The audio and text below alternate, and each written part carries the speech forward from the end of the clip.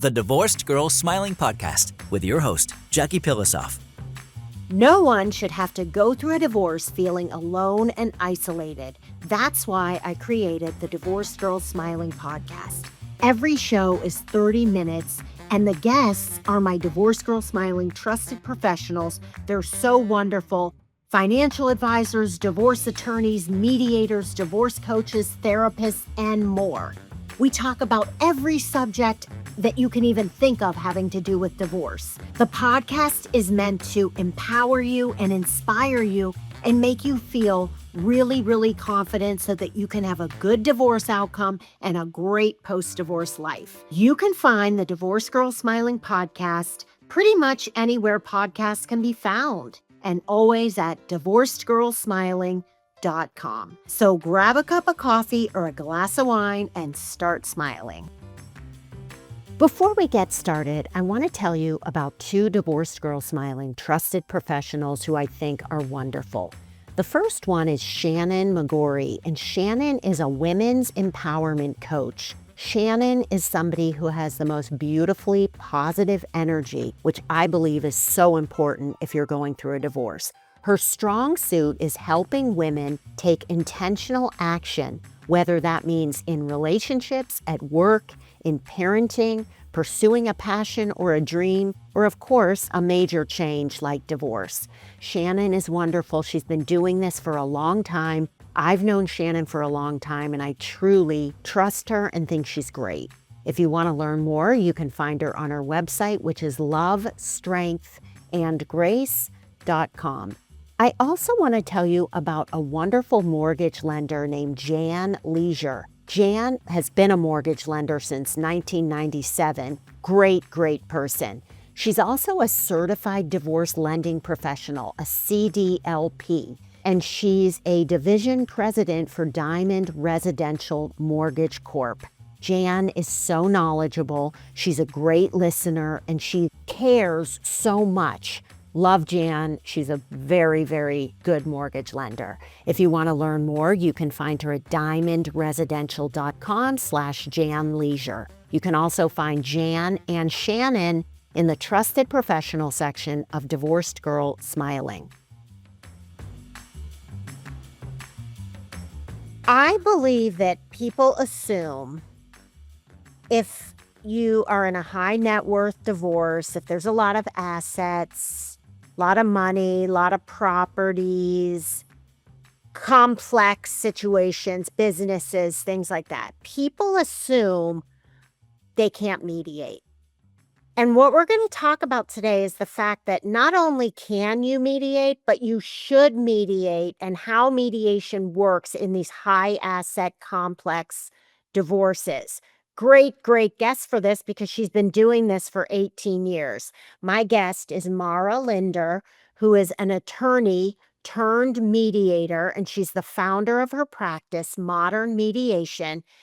And the thing about Mara is that she's also a psychologist. She has a psychology degree and a master's degree. And so her whole approach to mediation is from an emotional standpoint, which she's going to talk about.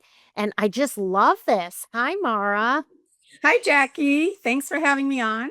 I'm so glad that we're having this conversation, because don't you agree with me that people think if it's a high asset divorce, you got to go right to litigation? Why is that not true? Yeah, it's not true, but it's basically the general thinking, because that's always how it's been done. I have assets. I have a high profile business. I need to get that protected. Everyone says I need to be protected. Oh, so you get the two lawyers, when in fact the opposite is actually true. What you're trying to protect is, first and foremost, no one ever says this, but you're first and foremost trying to protect yourself, your emotional and physical well-being. And I don't know why we don't talk more about that. Also, if you have kids, you're trying to protect your kids. And then, of course, if you're high net worth and you've built all this wealth and have this portfolio or a business, you want to protect what you've built. You want to keep that legacy for your kids. And to do that, the traditional model of litigation is more of a scorched earth, let's blow it all up. when instead you could surround yourself with professionals that support those things, that support your personal well-being and support your portfolio and support your family, keep the family structure intact. Right. And then also, anonymity. If you go through a litigious divorce, there's going to be things on public record. Anyone can come into court and watch your hearings. And when you do mediation, no one's going to know anything. The terms of the divorce are not public. Well, That's right. Oh, I was gonna say that's okay. so true. Discretion is so important for most of the couples within my work, and privacy and discretion. And there's lots of ways that you can keep everything protected, private, and confidential with couples that you just can't when you're in a public forum like the courts in a litigation battle. So, in a lot of ways, privacy is also a form of wealth. And so, to protect that is another benefit to choosing mediation.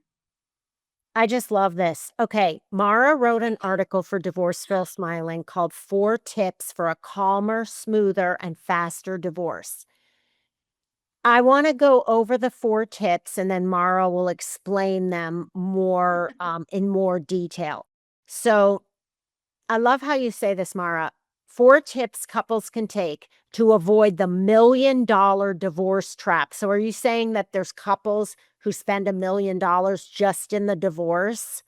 Absolutely. I had a couple that came to meet with me to consider mediation. They'd already retained 2 lawyers, and both lawyers, without starting anything, without knowing the couple's goals, nothing, they quoted them each 500,000 in legal fees to do the divorce, and they said it would be 2 to 4 years. That's $1 million in legal fees, and they didn't know nothing about this couple. That's crazy because I guess how it's always been done is when these lawyers, and I'm not saying every lawyer does this, but it's always been this kind of understood thing where the more money you have, the more time it takes, the more money the couple ends up spending. When in reality, if you think about it, a divorce is a divorce, whether the assets are 200,000, 2 million, 20 million, or 200 million. It's really the same concepts. That's exactly what I say. I'm saying as far as the decisions to be made, they're the same. You're dividing your assets and debts, you're discussing support for one party potentially, and you're looking at your parenting plan if you have minor children. That's the same for everybody. Granted, with some of the more complex assets, there's more nuances that can take a little more time.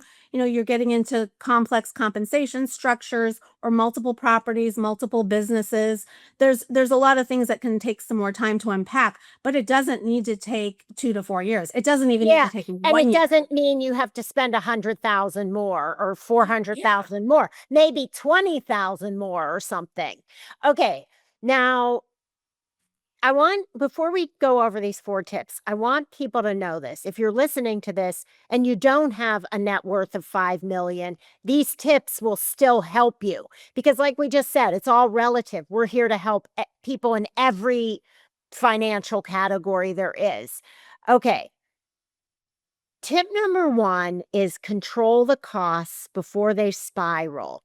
You say that in a high asset divorce, it's not unusual, like you said, to reach 250 to 500,000. Then you have to add in a forensic accountant, possibly. That's another 50 to 100,000. Expert witnesses are 25 to $75,000 each. So, how does mediation differ in that you don't need these things? Yeah, you don't need these things. First off, when you're in litigation, each side is getting their experts, each through double billing right there. In mediation, we bring in professionals specific to their situation, and it's from a neutral standpoint. So, a lot of couples, especially in the higher net worth arena, they have their own financial advisor who's working for both of them. So, we work with their financial advisor, bring them in, and they may not even be charging them for anything because they're already managing their portfolio. So that's free financial advice for somebody who knows everything about your finances and your future plans and can keep you both on a future track for valuations of property. We get one neutral person. We might even use realtors that do a free broker price opinion. There's so many ways when you're collaboratively working together and using experts that you know or that I trust to help you together work towards common goals that you just don't need to incur all of these extra fees of outside professionals who don't know the couple. Okay, Mara, we have to go to a break, but I want to leave you with a question and then you'll get to think about it, the answer during the break.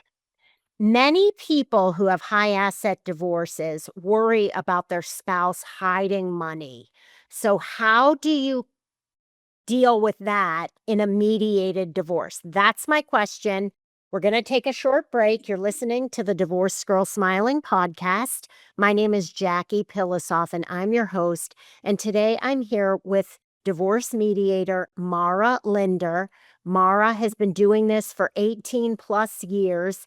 She has been an attorney for 33 years and comes to this mediation through the lens of the emotional things that go along with this, which not a lot of mediators do this. So we're going to get into that after the break also. And then we are going to talk about more tips, and then we'll talk about how being a therapist plays a role in being a really good mediator. We'll be right back. The year was 2011, and I had been divorced for a few years and was at a point in my life where I kind of felt like I was struggling financially a little bit and needed a little extra cash. My diamond engagement ring had been sitting in a drawer for about 4 years, and I felt like this was the right time to sell it and the right reason to part with it. I wasn't feeling emotionally upset to have to sell it, and I just didn't feel keeping it made sense. So I found MJ Gable, diamond and fine jewelry buyers online. I took a chance. I sent them my ring. It was the most wonderful experience. And ever since then, I have gotten to know Matt and Ann Gable, the founders of MJ Gable, really well, and I very much trust them. So if you are thinking of selling your rings or any other jewelry, Matt and Ann are not an online business where it's like all, done online. You can call and talk to them. You can have a Zoom call with them. They're very trustworthy. And by the way, I got a great price for my ring. And now they have all these different ways you can sell. You can either sell it outright, you can put it on an auction marketplace, you can consign it. So just talk to them. They're great. If you want to learn more, go to mjgable.com. I also want to tell you about a wonderful therapist named Brittany Baker, an LCSW who practices in several states. Now, Brittany specializes in helping people who are going through a divorce, who have self-esteem issues, who can't stop the stress and just slow down. Brittany is wonderful. She's so smart. She's such a good listener and just a good person. Very experienced, sees clients in Illinois, Texas, Kansas, Arkansas, and Colorado. If you want to learn more about Brittany or work with her, you can find her on her website, which is nixbakerwellness.com. And you can find both MJ Gable and Brittany in the Trusted Professional section of Divorced Girl Smiling. Welcome back to the Divorced Girl Smiling podcast. My name is Jackie Pilosoff, and I'm your host. And today we're talking about 4 tips for a calmer, smoother, faster divorce. My guest is Mara Linder, former litigation attorney turned mediator 18 years ago, the founder and CEO of Modern Mediation. So you go to modernmediationaz.com to find her. All right. Answer my question. Tell me what, if someone's listening to this and they're going, okay, this is all great, but I think my spouse is hiding money and I'm not going to go to mediation because that's never going to come up. Yeah, I mean, that is a concern a lot of people bring up. Let's take it back a step. In most marriages, one person tends to be the money manager and the other spouse tends to have other roles in the marriage. It might be, raising the kids or keeping the house, whatever it might be. So there's this imbalance in financial knowledge about even what they have. And so that breeds fear, which can turn into distrust. So to address that right off the bat, we use where needed and where necessary financial professionals. And so again, like we had talked about earlier, we might be using their financial planner who's going to have access to their financials, number one. You can do simple things like run credit reports and pick up almost everything. I know some couples have now, and I'm getting this a lot, is actual bars of gold, and I think it's ingots of silver in their closet or their bedroom, but it's kind of hard because to move it, it's really heavy, and you see it right there. Like I have couples are like, I see all these bars in the closet. So it is kind of hard to hide assets these days, not impossible, but you're already starting with financial planners that know the asset field. And then I can bring in, and I often bring in certified divorce financial analysts, which are neutrals that know how to read financial plans and look for assets. I will say, however, what I've found in doing this with a couple thousand couples actually is it's not that common that people are hiding significant assets. I mean, there might be that cash under the mattress, but when we're talking about portfolios in the tens of millions, there's not usually a big hidden asset that ends up being exposed. So it hasn't really been a big issue because we're starting right from the very beginning of, okay, let's open up all the assets, let's open up all the financials and bring in whatever professionals we need to illuminate this and help get the spouse who's not that knowledgeable completely up on even ground before making any committed decisions around the finances. I love that. And also, if you think about it, let's say an estate is worth 20 million. And, sometimes someone has all these emotions and they're bitter and angry and they hide $1 million. I mean, I'm not going to say to you, Mara, like, oh, that's okay, let it slide. But what I'm saying is it might cost more money and time and aggravation to go after if it's a couple 100,000 in a $20 million estate or something like that. Like you said, somebody, you don't see these big, huge portfolios. It's usually a little bit of money.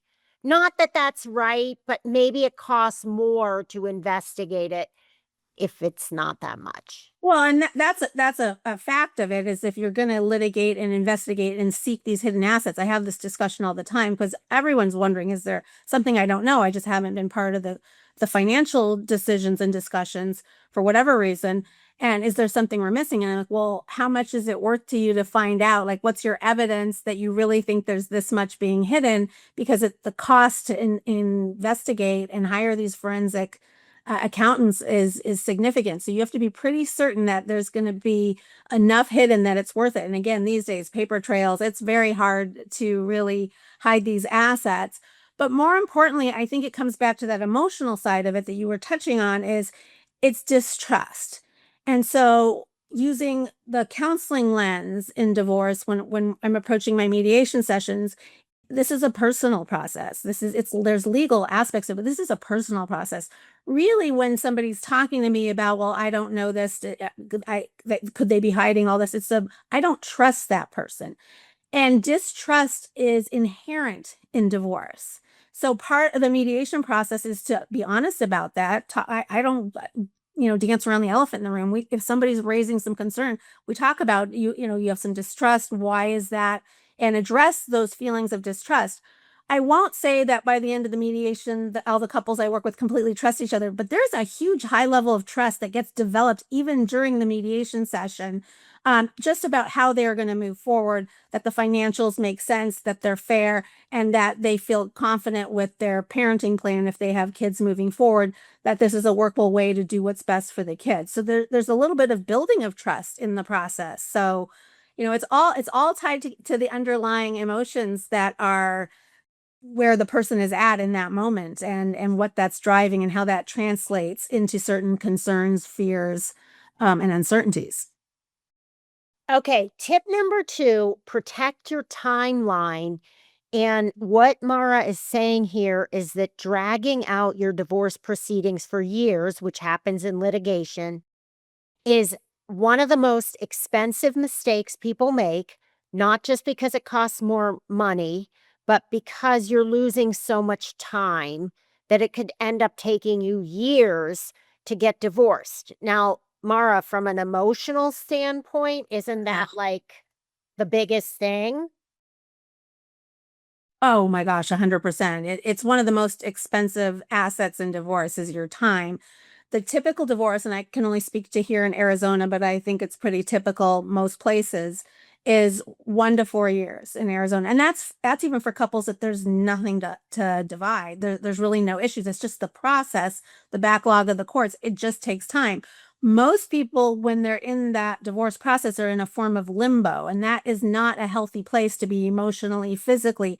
So the longer you drag that out, that limbo feeling, that uncertainty, it has so many ways that costs you in your physical health, your emotional health, and then your productivity at work, or if you own a business, even your time spent in developing that business, time to put in with the kids and enjoying the milestones with them.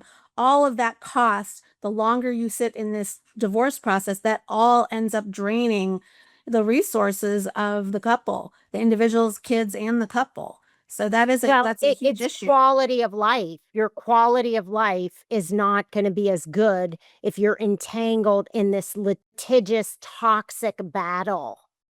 I had a friend who did go through a years-long litigious divorce, and she was telling me she was in a conversation with someone, and they said, "So what is your hobby?" And she said, "Divorcing." Took Right. years. Right. So sad. Okay. Tip number 3, keep the decision-making power. So one of the most overlooked costs of litigation is loss of control. I always say this to people. If you are litigating, you are giving up so much control. Tell me about that. Yeah, that's night and day, litigation versus mediation. Mediation, the couple, the individuals, they make 100% of the decisions. Nobody tells them what to do about their lives, their kids' lives, or their money. 100% of the decisions are up to the couple, and they can change their mind at any point and keep, getting additional resources and additional information until until they have the comfort level that they're making decisions that take control of their lives and their future and where they want to go from there. Whereas, as you know, with litigation, it kind of takes on a life of its own. And a lot of times couples are telling me, I didn't even want this. And my lawyer charged me, $20,000 to go fight for this issue that I didn't even care about. And just the process itself has these steps that these hoops you have to go through that often don't even make any sense, but it's just the process. So yeah, I mean, to have control, and it's even a sense of peace, just to have control over your own life and your own future. That's taken away in litigation, and it's empowered in mediation. I was just about to say, the thing I hear most from people going through a divorce is that they really feel like it's out of control.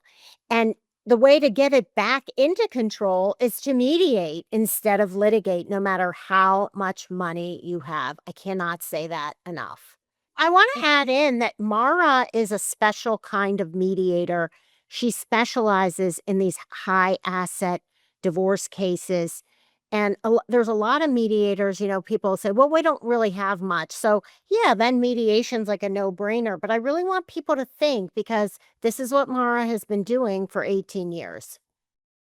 Yeah, there's some very interesting nuances that we just kind of touched on them, with privacy, with generational wealth, things like that are specific to high net worth, affluent couples, also public figures, things like that are unique. And part of the model that I have developed is what I call a team mediation model. So it's bringing in whatever team members the couple would like or need to make the best decisions to preserve their family, preserve their wealth, preserve their generational wealth as well. So we often, like I said, we already talk about the financial advisors. Either I use theirs, or if they're not happy with theirs, we can introduce in new people. Estate planning attorneys are a big part of this. CPAs. I mean, one thing that I've found is very often overlooked in litigated divorces is the long-term tax implications. One person, at the time you're dividing assets, it might seem fair. One person is getting a certain portfolio, and another person might be getting a house with a certain amount of equity. I'm making a simplistic example, but the portfolio is going to have potential capital gains. The house may or may not have capital gains. Retirement assets will have future income costs. And people aren't looking 20, 30 years down the road on these decisions I'm making in divorce, what kind of tax implications may those have? So it doesn't make sense that I always thought is to just focus on the immediate division of assets, but let's set both people up for future success for whether it's their retirement plan, tax planning, estate planning. So I use this team model to make sure that all the people that would be there to support the couple are there to help them with short and long-term planning. Well, it's interesting because I believe that people getting divorced, as someone who went through one, you're not thinking long term. You're not even thinking past next week. You just want your divorce to be final, and it is really important, you're right, to think about the long term. And if you surround yourself with good divorce professionals, they'll help you think about the long term. It's interesting that, you say that about, like, tax implications and, the depreciation of, like, things in the house and a roof might needing people don't think of that because they're just trying to survive and make it to the divorce, and we want you to think beyond the divorce finish line to the rest of your life. That's a great way to put it. Really, yeah, setting people up for success and to continue pursuing their goals for themselves and their kids. Okay, last tip is safeguard long-term wealth. It's basically what we're talking about is not looking short term, but making sure this is long-term financial strategy. There's always a lot of fear about financial unknown, even in very high net worth couples. There's a field now and called financial therapy because all of us have these feelings around money, and it doesn't really matter what the number is on the spreadsheet. It's a lot deeper than that. And so there might be somebody who is potentially going to get a significant amount of wealth in the divorce, but they're still feeling fearful that they're not going to be able to retire or live comfortably or continue in the lifestyle that they had because there's just this all this unknown. So we're trying to take some of that unknown away and actually show the financial advisors, that CPAs, they can actually show even in spreadsheets and in business plans, things like that. Here is how you are going to be okay and more than okay, if we structure things this way, both short term, cash flow is a big issue short term. A lot of couples with a lot of assets, a lot are tied up. And so you have to look at short term cash flow, even though it looks good on paper, where is it to pay the monthly bills? So you're okay short term, and then long term, here's the plan, here's how it can look, and give that reassurance. And that goes a long way towards that peace of mind, that well-being of body and mind, is knowing that, okay, I'm going to be okay short and long term. We've planned for this. I love this. And a great way to end this podcast is at the end of the article, you wrote, "What clients experience when a divorce is handled well. You feel calmer and more in control. You get more time back. You feel respected and heard because you're making decisions together instead of leaving them to a judge. You're protecting your financial future, and your children are shielded from conflict." Yeah, that's so important, and that's so true. Okay, I want to give you the last word, and I want you to tell me why having a background in psychology. And I also want to tell everyone listening that Mara is an instructor, has taught at universities psychology. So she is a true expert. How does that give you an edge in mediation? Well, the entire approach that I take, and I don't think this is the typical way to approach mediation, at least in Arizona, is that I approach it from the human side, not the legal side. And that means really understanding where a couple is, what they're feeling, what their concerns are. And you just said it. I like pointed it out when you said it, being heard, and not by me, but by each other. What I've found is you can actually see in the room a big breath being taken and a relief, palpable relief when a couple, when they're hearing each other. And that if you approach mediation from the counseling standpoint, from this is a human process and understanding what's underneath the things that people are saying and the way that they may be posturing in discussing assets or a parenting plan, if you approach it from that human counseling side, then so much I hate to say magic, but I think it's like magical. I actually watch it in the room happen, and couples are holding hands and saying the nicest things to each other and setting themselves up to be the kindest co-parents. It's really, really powerful to watch that. And I don't think that happens when you just start off with a litigation battle, keep everyone separate, and let a third party that doesn't know you make all your decisions for your life. I think it can only happen where couples are given the right environment to reach their own decisions, strive towards health. And that's something I've always talked about back from the counseling, from the theories of Carl Rogers, which is if you give any human the right environment, they're naturally going to strive towards health. They're not going to seek out dispute or negativity. So it's just about having that approach through the counseling lens of this is a human process. And I really believe how a divorce begins really determines how it ends. So if you start with mediation, you're going to have a very positive, good result. It's just better for everyone. I could not agree more. Mara, Linder, thank you so much for being on the show. This was a wonderful discussion. I think we helped so many people. Thank you so much, Jackie. I appreciate it. If you want to learn more about Mara, you can find her at modernmediationaz.com. And you can also find Mara in the trusted professional section of Divorced Girl Smiling, which is divorcedgirlsmiling.com. You can also go to Divorced Girl Smiling to listen to more podcasts or read articles on every subject you can possibly imagine having to do with divorce and dating after divorce. Thank you so much for listening, everyone. We'll talk to you real soon. Thanks. Bye.